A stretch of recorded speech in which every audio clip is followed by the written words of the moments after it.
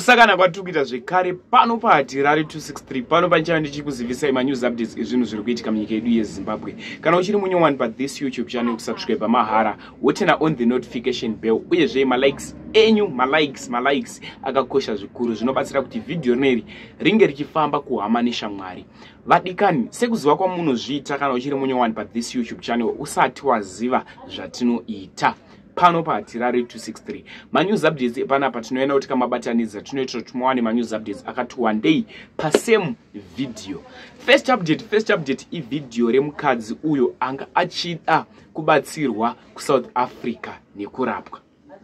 Vadikani, mapublic hospital eSouth Africa zvikutonzi ndo zvavari kuita maZimbabweans, ndo zvavari kuita maforeigners izvozvo kaunhu ikako.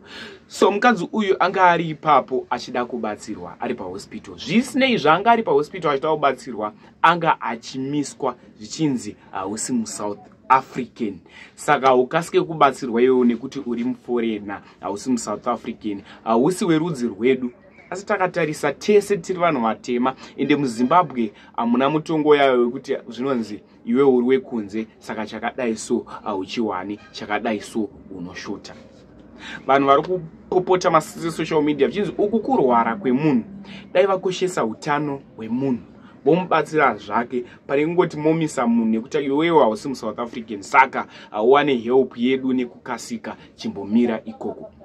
Zvandoda kuita da kukuisirai video. Wapedza kuona video iroro da kuti utaure zvaunofunga mucomment section kuti zvakanaka here zviri kuitwa kuSouth Africa. Vazhinji vanofazve nekuti zviri kunzi chimbomirai hamusi maSouth African muchazobatsirwa, chimbotipai nguva yedu isusu tange tabatsira vamwe vanhu kuti hatina vekutobatsira vachiona, asi mirai ikoko ndo punishment yenyu.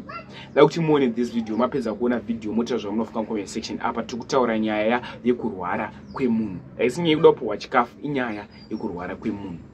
Ngatione this video.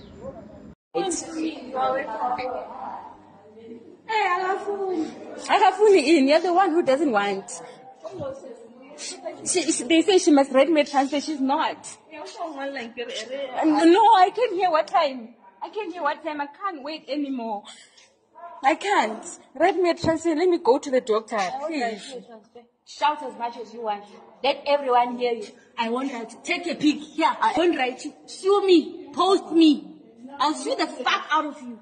I can't wait anymore. I can't. Read me a transfer. Let me go to the doctor. Please. Shout as much as you want. Let everyone hear you.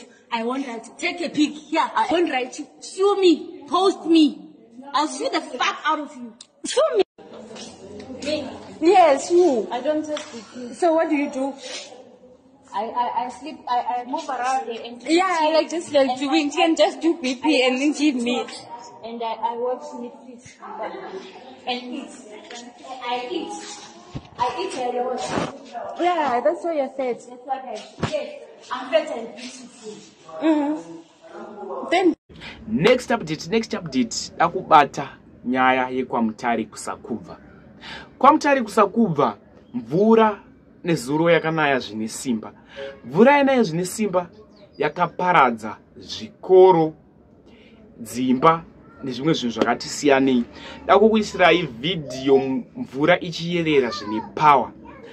Vanhu vanozotaura zvakasiyana mastreets esocial media, vamwe vachiti nyaya dzemadrainage, dai pakaiswa madrainage mvura ichiflowa zvakanaka isingapinde nemudzimba.